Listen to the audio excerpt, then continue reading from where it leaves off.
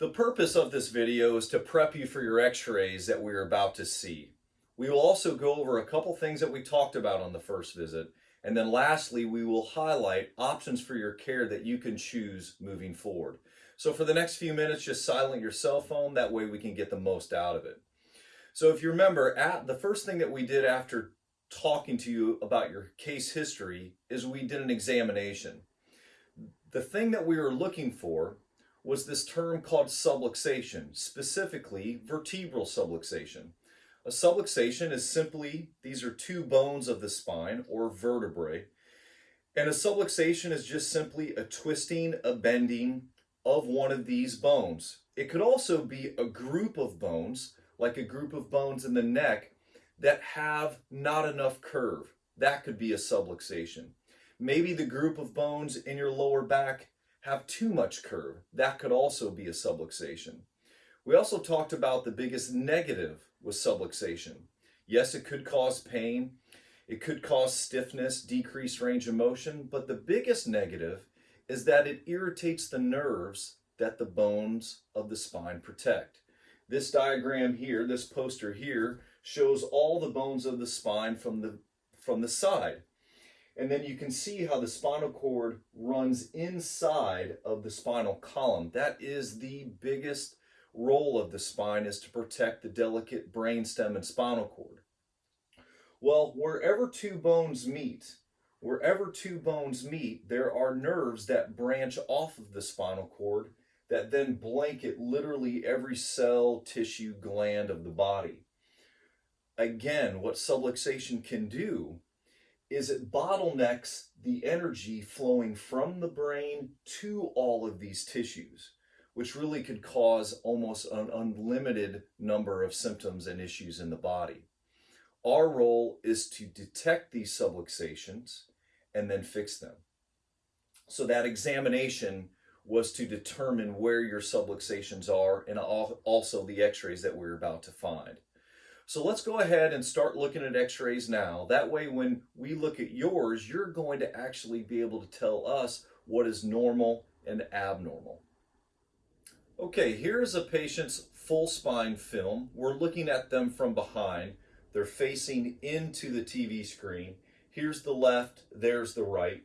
Down here is where the top of the legs insert into the hips. So you have both hips here, and then in the middle is the sacrum, that's the base of the spine, and then the spine is stacked up on top of it from there.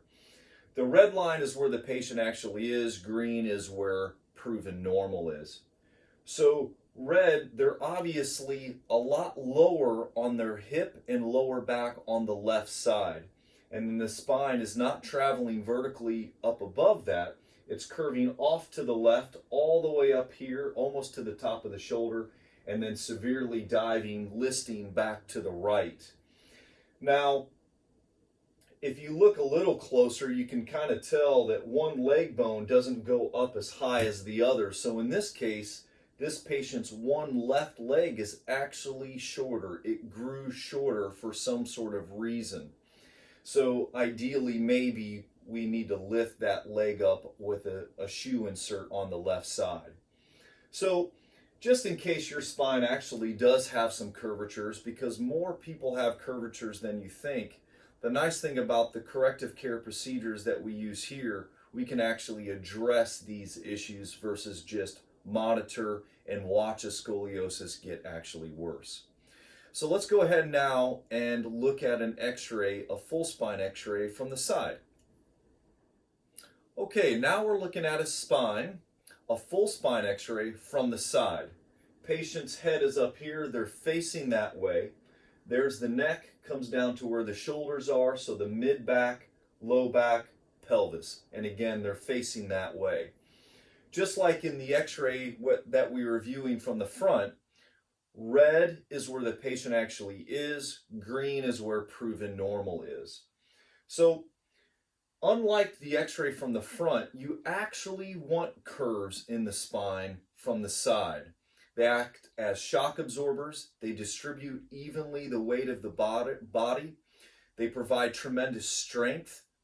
And also, it actually maximizes the life of the discs. A lot of people get herniated discs because of lack of curves or excessive curves in their spines. So the curves are very, very important. Now, so we can see in this case that there's a mild curve in the patient's lower back, but it's not as much as it should be.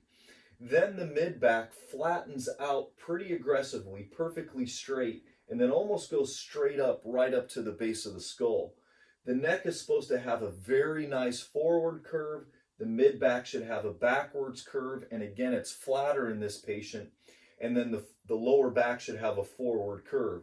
Again, it seems to have a little bit of a forward curve in the lower part, but the upper part is translated backwards a lot. So with our corrective care protocols, we can actually induce gentle traction forces and then introduce postural corrective exercises to actually change this spine. Let's go ahead just to talk about the importance of the curves a little bit more.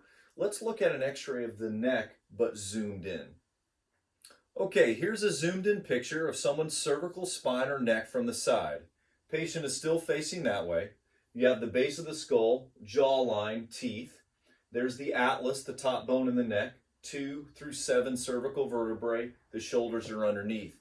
Remember, red is where the patient actually is, green is where proven normal is. So you can see a nice forward curve the patient doesn't have, it's actually reversed. Now we talked a moment ago why curves are so important. In this case, the weight of the head is probably close to 15 pounds. The nice forward curve equally distributes that weight over the entire neck and body versus being pinpointed on 1 or 2 places and decaying that spot over and over. Also, it acts as a shock absorber as we walk, run, jump, move, all those things, and it provides tremendous strength. What we didn't talk about is what it does neurologically, which might be even more important in my opinion. You have to view the spine as donuts. Imagine 7 donuts stacked on top of each other. Then you can imagine a nice canal that those donuts create. Well, the bones of the spine are the same. They're like donuts stacked on top of each other, creating a canal or a tunnel. In this case, the spinal cord and brainstem is going through the cervical spine. Now you can imagine if you allow this to be the spinal cord is nice and relaxed when it's in the proper position, a curved forward position. And then when most people start to experience subluxation uncorrected, the neck starts to go straight, and even in this case, going the wrong way. So it's stretched and elongated. It actually also changes the way the fluid, cerebral spinal fluid or CSF, is pumping up and down through the skull, down the neck, and back up. It changes that whole hydrostatic pressure of the CSF. So that's why it's even more important to look at the curves of the spine because of the spinal cord inside.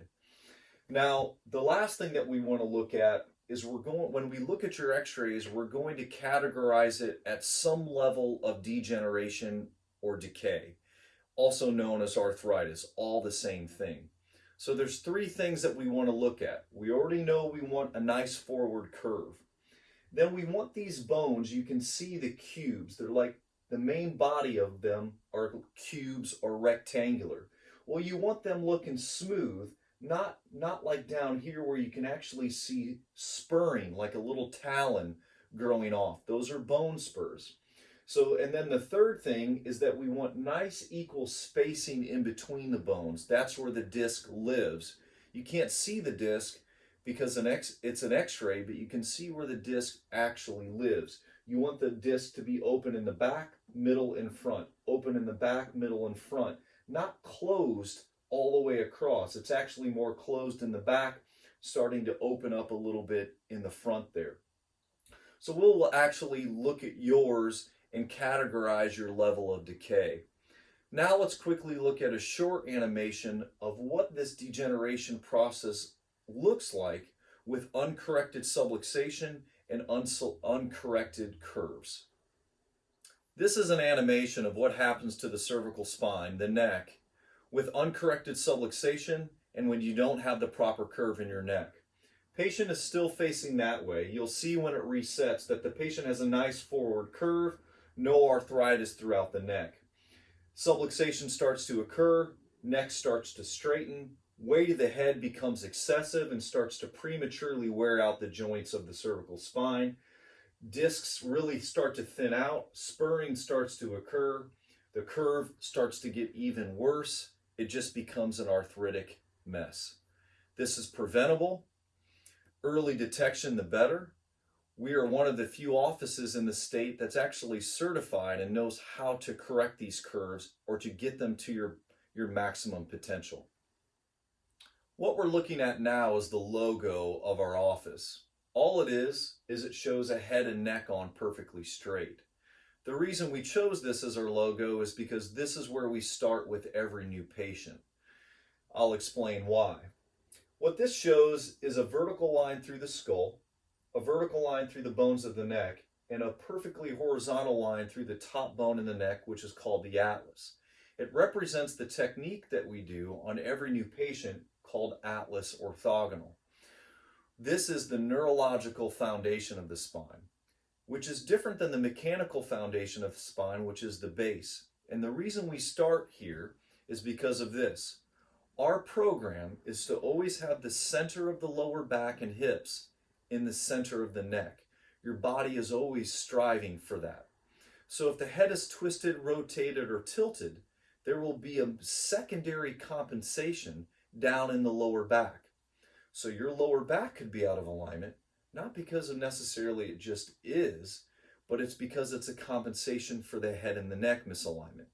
So it wouldn't make sense just to keep pushing on the hip if the hip is out because the head and the neck is out.